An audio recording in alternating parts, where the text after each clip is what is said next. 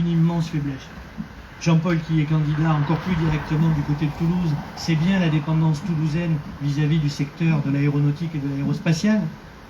Et on voit bien que cette dépendance qui n'a pas été combattue, dans laquelle on n'a pas été capable de mettre en place des stratégies de diversification industrielle suffisamment solides, n'aura pas permis à Toulouse de se sortir de cette crise avec facilité.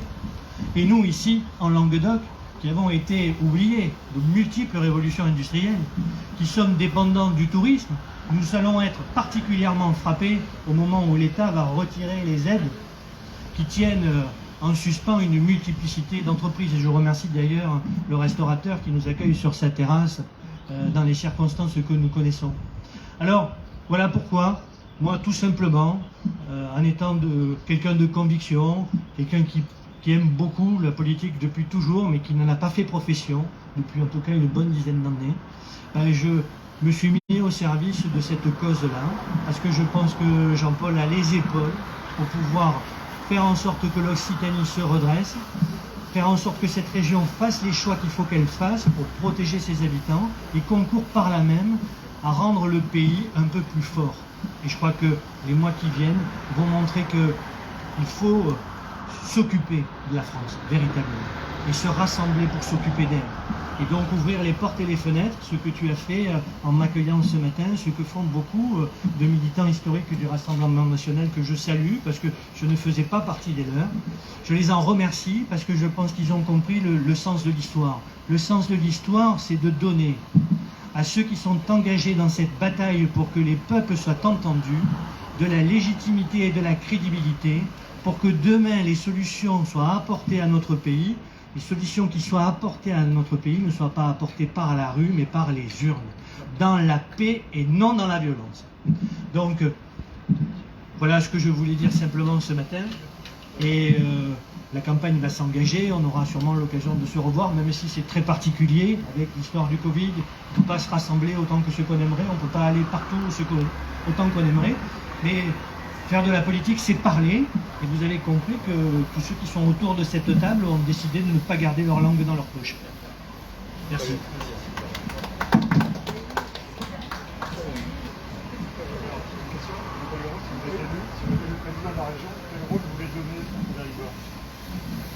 Écoutez, on ne sait pas distribuer les postes, hein. Donc on n'en est pas là. Donc on n'est vraiment pas là, si vous voulez. D'abord, on a une élection à gagner, on a un programme à développer, on a vraiment un projet en commun, comme vient de vous l'indiquer Frédéric. Et après, c'est évident que quand on aura gagné la région, Frédéric et tous ceux qui auront contribué à cette victoire auront des postes de responsabilité. Voilà. Mais, bon, franchement, on n'a jamais parlé de ça. En termes de sécurité, quelles sont les premières mesures que vous mettez en place? Bien, si vous voulez, la sécurité, tout le monde le sait, c'est un secteur absolument prioritaire. Moi, c'est mon métier. Donc, je mettrai en place, d'abord, je nommerai un vice-président chargé de la sécurité. Je mettrai en place un bouclier, un véritable bouclier de sécurité, un bloc, des bulles de sécurité, notamment autour des lycées, parce que je sais bien que la sécurité, c'est pas une compétence étatique, mais c'est une compétence partagée aussi en ce qui concerne la région, les lycées, les transports naturellement, aussi d'autres domaines comme les établissements pénitentiaires où une région peut très bien participer. Et je sais que sur ce sujet, j'ai une politique totalement à l'inverse de M. Dupond-Moretti. Donc là-dessus, effectivement, on peut aider à la construction, par exemple, des établissements pénitentiaires. On peut aider également des communes, par exemple, qui font un choix de dépenses en matière de sécurité, par exemple pour acheter du matériel, vidéocaméras de vidéosurveillance, recruter la police municipale, et la région sera là. Quand la commune a un euro, la région en aura un autre euro de plus. Donc, je veux dire, on est là pour participer à cela. Bien entendu, c'est quand même que le domaine de la sécurité, qui fait aussi le domaine d'État, c'est un partenaire. Une question de région est un partenaire institutionnel considérable. Donc toutes les relations avec la gendarmerie, avec la police, avec les procureurs, c'est quelque chose que je connais particulièrement bien. Donc si vous voulez, on va sécuriser effectivement cette région, croyez-moi.